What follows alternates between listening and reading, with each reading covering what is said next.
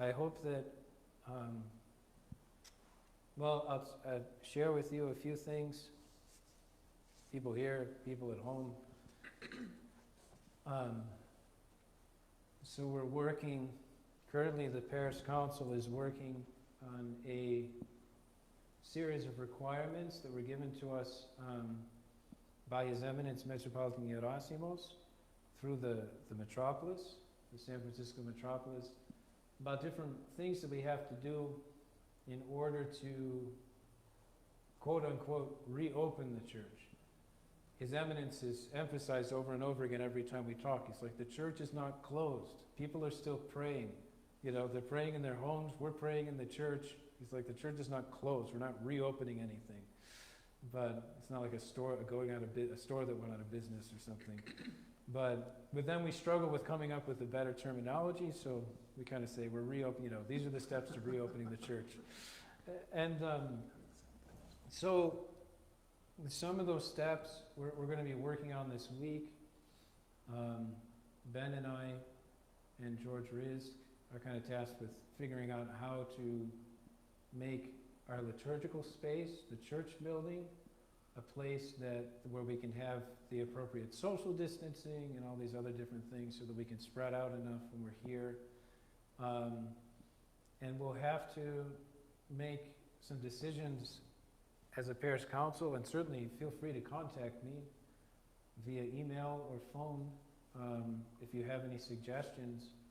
But we need to figure out our average attendance on Sunday morning hovers around 90, and there's no way that we could put 90 people in our tiny church and practice the appropriate, have enough space for people to spread out.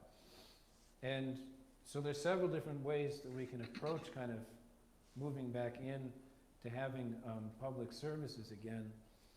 And one of them is that we may have a liturgy on Sunday as well as on Saturday. We may offer weekday liturgies, especially for people that feel they're more vulnerable and they're a bit more nervous about being in a larger crowd. We can have liturgies during the week where you'll expect that there'll only be a handful of people there. And I'm sure that might be a comfort to people. But so we have to discuss how to move forward in doing all of those things as a parish council, and also with dialogue, feedback from the parish. And in terms of, so if we were to have a liturgy on Sunday morning, and let's say when we measure the church and kind of set things up so that people can spread out appropriately, let's say that we find out only 25 people can be in this building at a time. Well, then we're going to have to talk about how do you select those 25 people? What do you do? And so we'll have to talk about all these things. And in the coming weeks, and it's in progress, all of our efforts in these areas, and it's going to take some time. I would love it if we could do it as soon as possible. And we're certainly working as hard as we can to make it done, to get it done as soon as possible. But it's a process that's unfolding. And so we don't have, a deadline or anything like that, other than we're working as hard as we can to do it as soon as possible. And so those are some of the things that I want you to be aware of in terms of the progress that's being made there. And I think the other thing to be aware of in talking with His Eminence, we have a lot of these Zoom meetings with the metropolis clergy, as well as parish council presidents and the treasurers and all this stuff. And His Eminence has really been adamant that he says, whatever you do, as you move forward in doing whatever you do, he says, don't walk according to the flesh. He read from, I think it's from St. Paul's letter to the Galatians the other day. He said, I talked about how the fruit of the flesh, what the flesh produces is fighting, enmity, judgment, dissension, all of this stuff. And he says, no, walk according to the Spirit. walk in a spirit of peace, love for one another, forbearing with one another, bearing with one another. And so that's what he's emphasized kind of over and over again as we make these efforts to move forward. And not to allow, I guess, our impatience to become something that's sort of driving us, but rather to move forward with soberness and with discernment and with wisdom, thinking about the situation on the ground in Prescott. And obviously it's a very different scenario in many other places. And so we have to be attentive to that. And so we pray that the Lord will continue to guide us and give us wisdom as we're moving forward. And again, I welcome, as I said, any of your comments or feedback about things. Please contact me. Also, if you have any questions. And one more thing, again, in speaking with His Eminence, in terms of, because I think there's a question that arises about why would you close the church? Why would you do that? And why would you not allow the faithful to assemble in church in this time when it seems like we should be assembled to pray? And what I can say about that is that there's mainly been two reasons that have been put forward by our hierarchs, and that I think are the legitimate reasons. The reason that we've done what we've done is out of love, and it's also out of respect for the local authorities. And so there's two things going on there.